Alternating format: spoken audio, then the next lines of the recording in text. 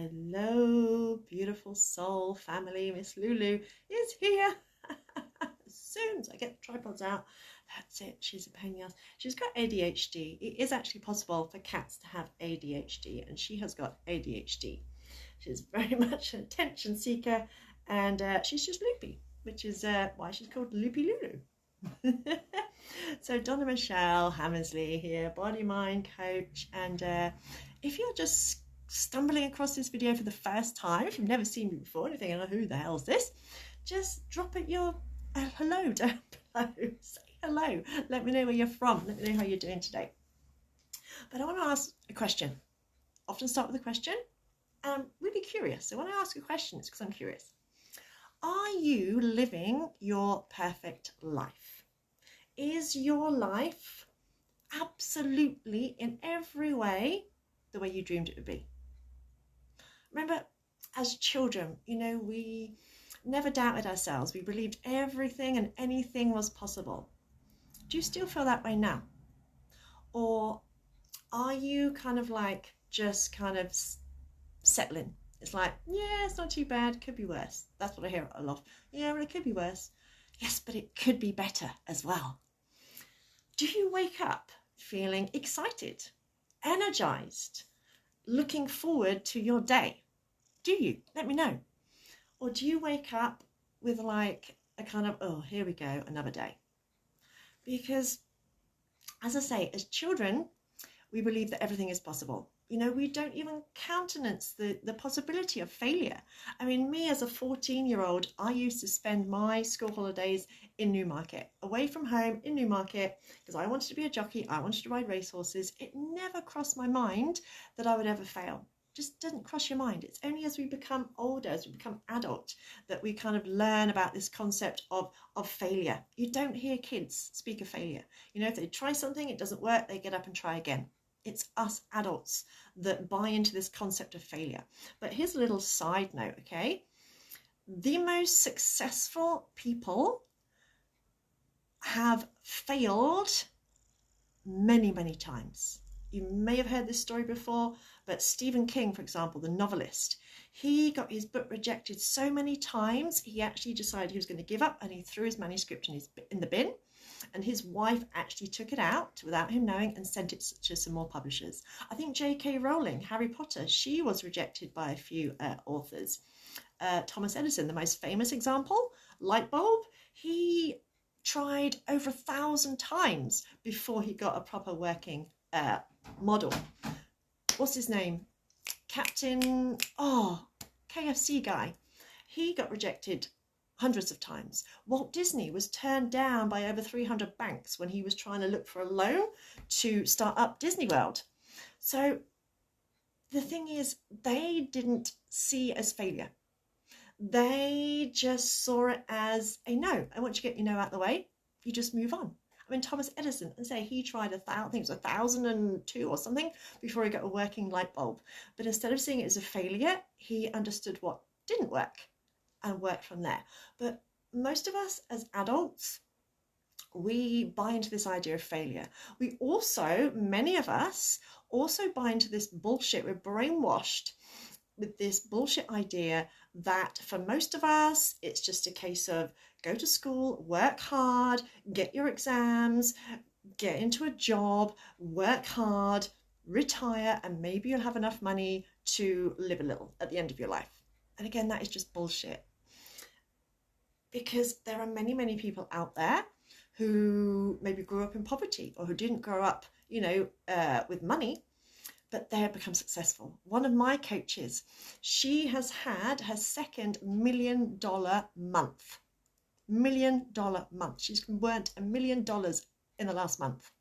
And she's had a couple of those this year. And she started off with nothing. So the fact is, our life can be better. But so many of us, so many of us settle. Partly because we think it's all we deserve, and well, we should be guilty because I've got more than so-and-so. But mostly because we don't believe life can be any better. And some of us actually don't know what we actually want. We may know what we don't want, but we don't know what we actually want. The other paradox is that Many people want their life to change. They want their life to be different. They're not 100% happy. They're not 100% satisfied. They're not excited by their career choices. They're not excited by their life. They don't wake up every morning filled with enthusiasm. They just go through life and just look forward for the weekend when we used to be able to go out and all that stuff. And they want life to change. They're saying, oh, I hope life will get better. I wish life would be better. But the paradox is, us humans don't like change. We don't like change. There are certain things in life that all us humans need. It's not a want, it's a need. 4 of those are love. We all need love. Whether we admit it or not, we all need love. We all desire to feel wanted. We all need connection. So even people like me who don't mind their own company and are quite happy in their own company, we need to feel some kind of connection. We also need to feel significant. We need to feel like we matter in some way, big or small. It doesn't have to be like Mother Teresa, Nobel Prize winning, but we all need to feel like we matter. Now, some people go about those the wrong way. People who have narcissistic tendencies, people who are bullies, they feel significant by making other people feel like shit. That's not a good way to do it. The other 2 things that we need is 1, security. We all feel much better knowing we've got somewhere to sleep at night, that we can shut the door, that we've got food in the cupboard. What's one of the most, the things that people worry about the most at the thought of losing their job? It's the fact that they think of worrying about losing their house, losing the ability to pay for food. That is one of our main fears, loss of security.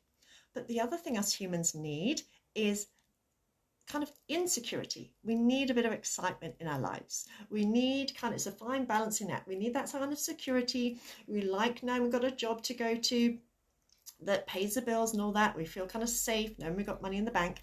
But there's also a part of us that needs a bit of excitement, a bit of adventure.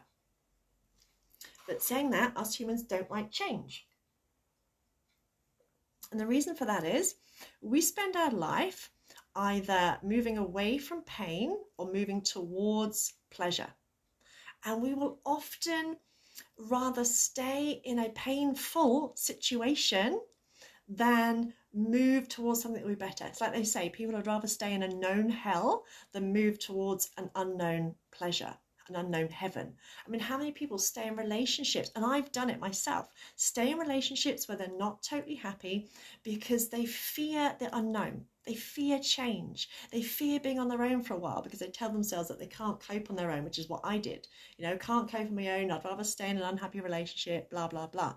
Or we stay in a job that we really fucking hate because we fear the unknown.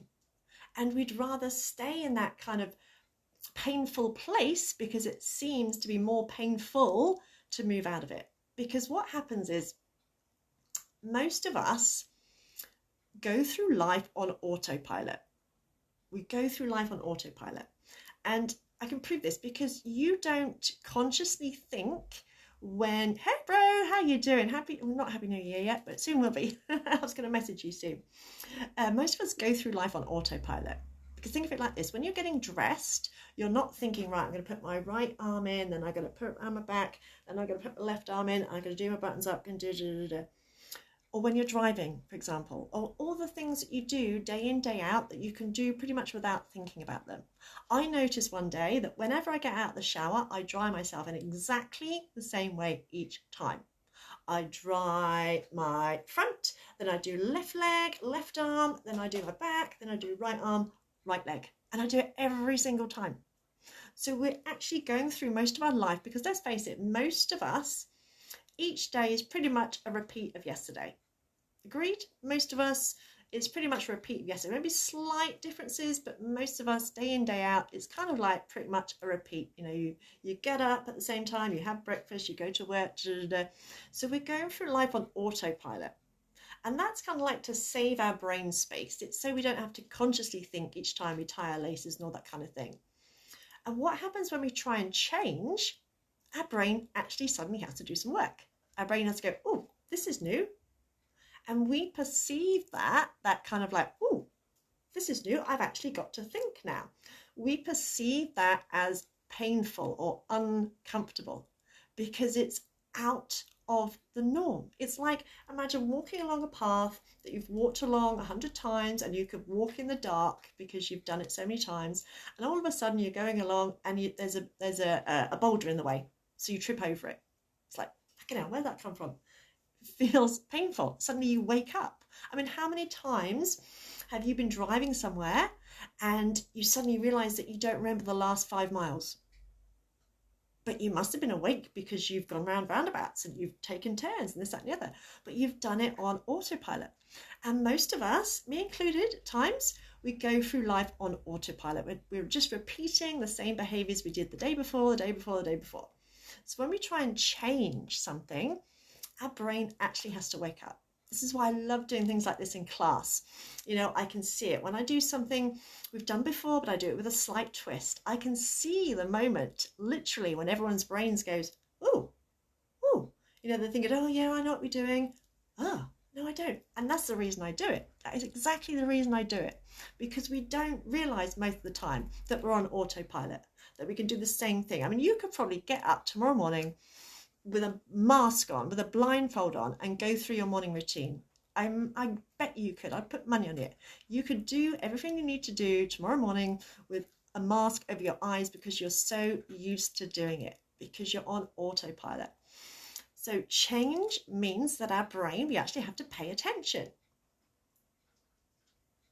And because of this, it kind of sets off a little warning in our mind, and most of us perceive this as uncomfortable, when actually it's not really uncomfortable, it's just not what we're used to. It's like getting a new sofa, for example. It's not that it's uncomfortable, it's just your body is used to your old sofa, so it feels different, and we label this as uncomfortable, unsafe, don't like this, I'm going to run the other way. And that's what we tend to do. We tend to, instead of exploring our fears or emotions, we run away from them because we don't like feeling discomfort. We don't like feeling challenged. We don't like feeling like, oh, I don't know what I'm doing. You know, imagine like your first day at work. Nobody likes the first day at work at a brand new job because you feel like, shit, I don't know what I'm doing. I'm worried I'm going to make a mistake. Everyone's going to laugh at me, blah, blah, blah. Yet 6 months down the line, you know what you're doing, and you can't remember, you know, feeling that way. And it's just the same with any change in our life. But as I said, most of us spend our time trying to run away from anything painful, anything that is not the norm. And the other thing, as I said, we've been brainwashed into believing how life should be. How life should be. I should be happy because I've got a job and I've got a wage and I've got my family and I've got this, that and the other. But there's that part of you that's thinking there must be more to life. There must be more to life. There's a part of you that, if you're really fucking honest, you're bored. You're bored. There's got to be more to life. And it doesn't make sense for us as spiritual human beings to be doing the same thing day in, day out for 40 odd years. It doesn't make sense. Robots do that. Zombies do that. So it's no wonder that we start feeling a bit depressed or a bit anxious or a bit stressed. It's no wonder that relationships get a bit stale, because we're just repeating the same day, the same actions, the same things over and over. And a voice in our head is saying, there must be more. I want more. But the other part of your brain saying, well, you should feel grateful. You know, you've got more than other people, and you start to feel guilty because you're not as happy as you think you should be. And this causes a lot of conflict within us. And I was like this a year or so ago. I loved my life, but I wanted more. I wanted more. And I realized that I could have more. But that's the thing, so many of us don't realize we could have more, or we don't know what we want. We don't know what more is. And I was speaking to a client yesterday, and he's going through some difficulties, and he said, I know what I don't want.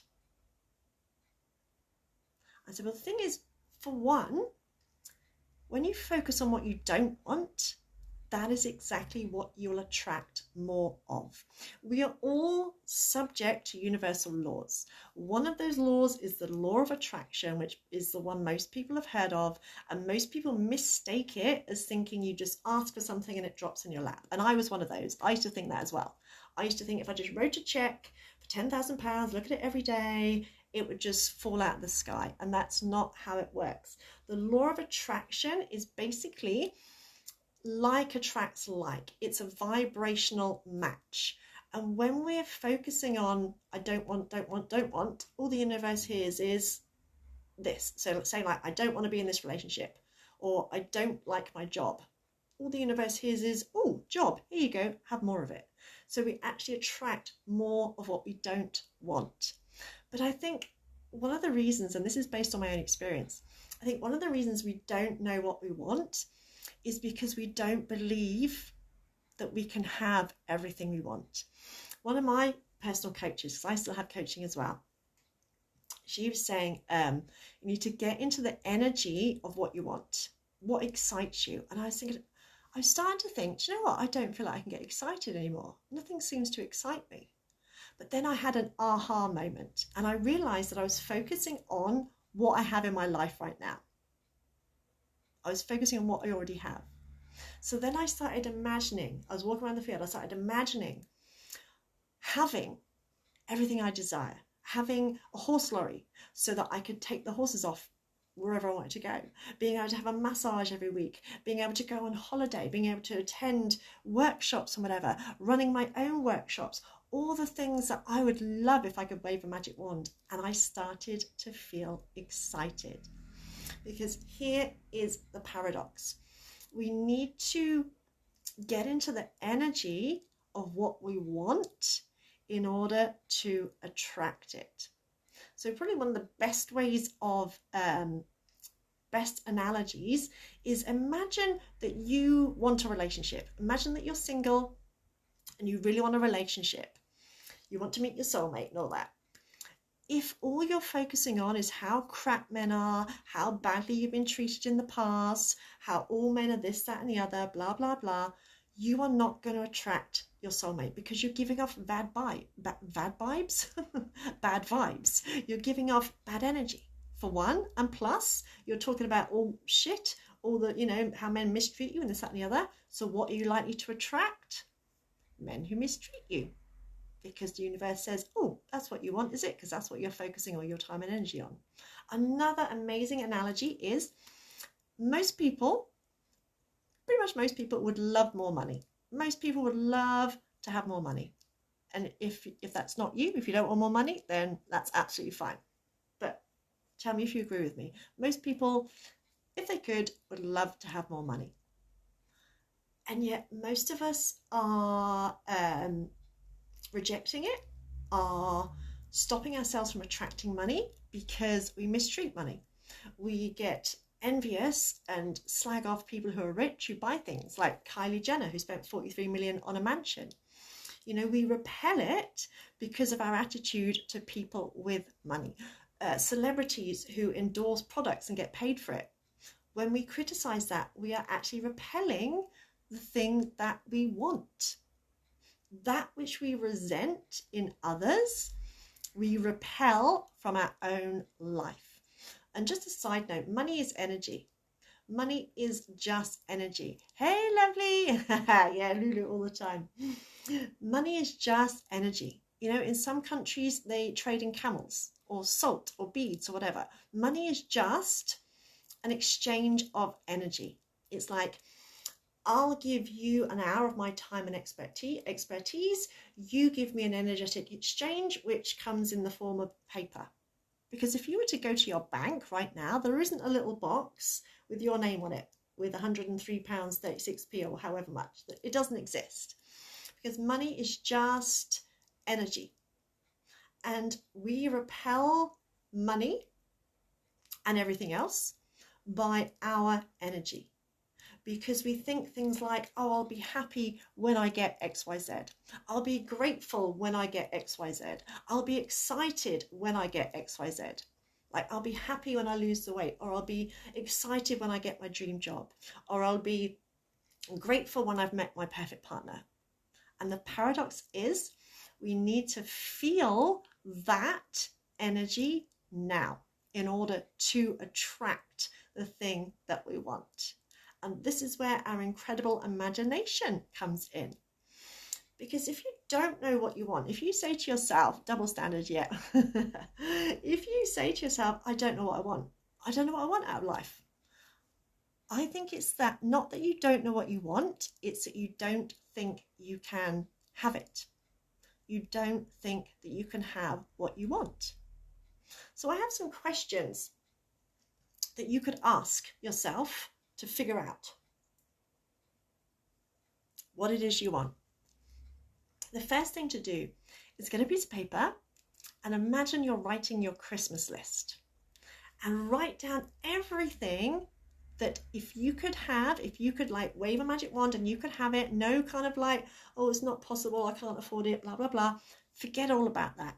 Imagine you've got a magic genie and you could have absolutely everything in the world, everything that you want. Write it down. So mine would consist of like 10 acres of land so I could build my dream house. I've already designed it on paper. I would have a purple horse lorry. I would have my own chef. I would have my own housekeeper. I would be earning enough money to build my rehab and animal rescue center. I would be having my own personal masseuse. And I do mean masseuse, not, kinky. And it's about writing everything that if every wish could come true, what do you want? Because even if it seems improbable right now, those who dare to dream have their dreams come true. Tony Robbins, I learned this trick from Tony Robbins, the Christmas list. And he did it, he started doing it every single year. And most of the things he wrote on his list, as improbable as they seemed at the time, they eventually came true. Because when you're writing that list, you're starting to get excited. You're starting to visualize it. You're starting to feel the energy that you need in order to attract the thing you want. And no, a yacht isn't going to drop out of the sky and land in your lap just by visualizing it. But if you get into that energy, you may find yourself meeting people who could offer you a business opportunity that would lead you to a way of earning money so that you would eventually be able to buy your yacht. Say you're dreaming about being an author. Say you really want to be an author. Visualize yourself as having written your book. Get excited as if you'd written it and it was published and it was on the shelves. That way you're going to be a vibrational match that you may meet someone who knows someone who knows someone who can make it happen. You see, I was one of those people, because I'd manifested parking spaces and green lights, I was one of those that thought law of attraction was just a case of ask and you shall receive. But that's bullshit. Doesn't work like that at all. You need to get into the energy of the thing you want so that you attract. It's like magnets. Law of attraction is like magnets. If you are always on a negative vibe, if you're always focusing on what you don't want, what you don't like, and moaning and complaining, you're just going to attract more negativity. But once you get into that energy of anything is possible, then opportunities start to arise. So write your Christmas list. Forget about any fears and doubts and whether it's possible. If you want to go to the moon, write it down. Doesn't matter how likely it is, write it all down. Then secondly, ask yourself, what could excite you? And say, that's what I had to do. What could excite me? Because at the time, I couldn't think of anything, but I was focusing on where I am now, not where I am going. So what could excite you? Does the thought of building your own home excite you? Does the thought of having a Ferrari out in the front of your house excite you? Does the thought of being able to just go, oh, let's go to Paris this weekend excite you? Does the thought of getting up on the stage excite you? What could excite you? Write those down. No matter how improbable this seems right now, write them down. Number 3, what does your perfect life look like? If you could have absolutely anything, what would it look like? because I can tell you pretty much what I look like. I can actually describe my dream house that I have designed. I'm not an architect, so it needs some working on, but I could take you through my dream house. And my days would like start off waking up in my 4-poster bed, looking out of my big bay windows at all my fur babies. And I would spend time teaching, I would spend time coaching, and I would spend time working in my animal rescue centre. And I could tell you what my perfect life looks like. Now that seems like a far away right now, but the more I can hold on to that energy, the more likely I am to get there, because things don't happen overnight and people give up too easily. 4th question, ask yourself, what are you passionate about? What are you passionate about? What do you enjoy doing or watching or learning about? For example, I love singing. I can't sing. Well, I can. Everyone can sing. But I couldn't sell a record. I sound terrible, but I love singing. So maybe you like music, but you've always felt like you're not good enough to be a musician. But there are other things that you could do to be involved in the music industry. Hey, Vicky, how you doing, my lovely? But it's, what excites you? What could you be passionate about? If you could spend 24 hours a day doing something, what would you do? Even if it is flying to the moon or whatever, even however improbable it may seem, write it down, because again, it's getting you into that energy when you can start figuring out what the fuck it is you actually do want. And ask yourself, what is important to you? What is important to you? What matters to you? Like, for example, for me, helping animals matters to me. I want to earn a shitload of money so that I can go to animal rescue centres and say, right, there's 10 grand, go and build your kennels. Or I want to be able to see something in the paper about a child that needs surgery in America. And I want to be able to go to them, right, there's 10 grand, there's for you. I want to earn so much money I can help just like whoever I want. That is important to me. Singing in the shower, yay! Things like fast cars, Rolexes, Versace dresses or whatever aren't important to me, but they may be important to you.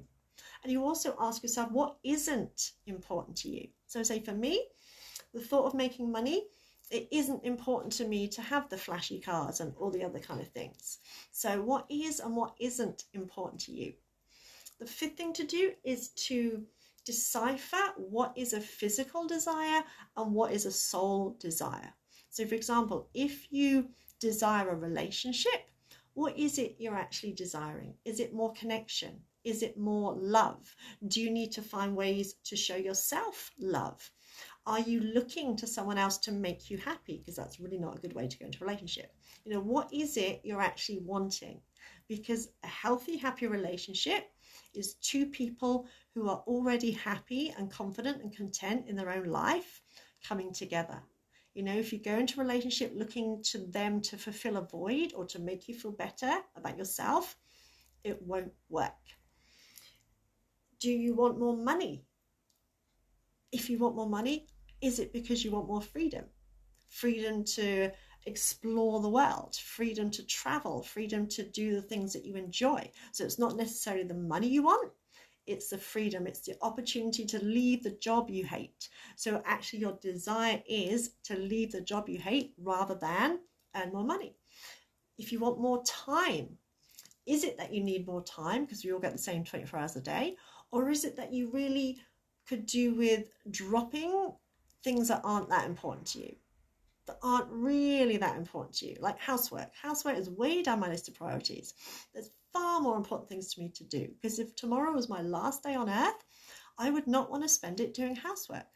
And that is another good question to ask. If you knew you only had 48 hours left to live, how would you spend those 48 hours? That will give you a big clue as to what you actually want in life.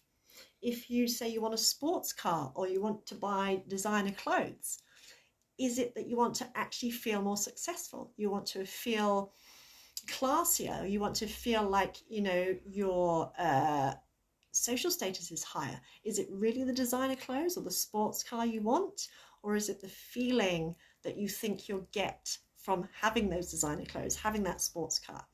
If you say you want adventure, you want to go traveling, is it that you need more excitement in your life? Your life is a bit dull and a bit mundane and you need more excitement.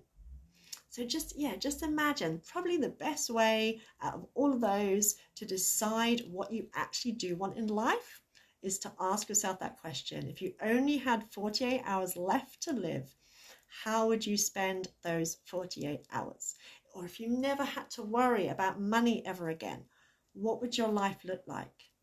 But it's getting past the idea that you can't have what you want, because saying you don't know what you want, I'm sure you actually do. I'm sure you actually do. Yes, and that's challenging, because from what I've learned with people with autism, they have difficulty understanding body language and understanding things like sarcasm. I know I've had a few friends with autism who are on the autistic spectrum, and they struggle to understand things like sarcasm, things like that. So yeah, someone who is aware of that. But the thing is, relationships should be about growing together, coming together to grow together.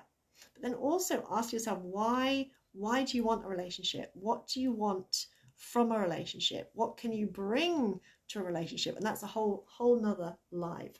But if you want to start aiming towards your perfect life, then joining us tomorrow at 8 o'clock for our New Year's Eve soulful celebration will set you on your way, because we're going to be releasing trauma, releasing shit and stored emotions from this year, and starting off the new year, setting intentions and deciding what we want 2021 to be like.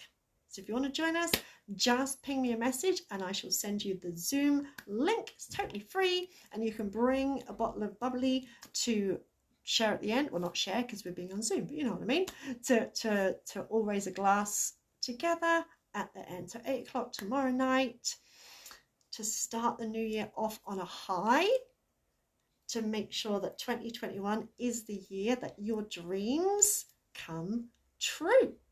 So enjoy the rest of your day. Beautiful, beautiful soul. Mwah. Love you. Can't wait to see you all tomorrow. And yeah, thank you.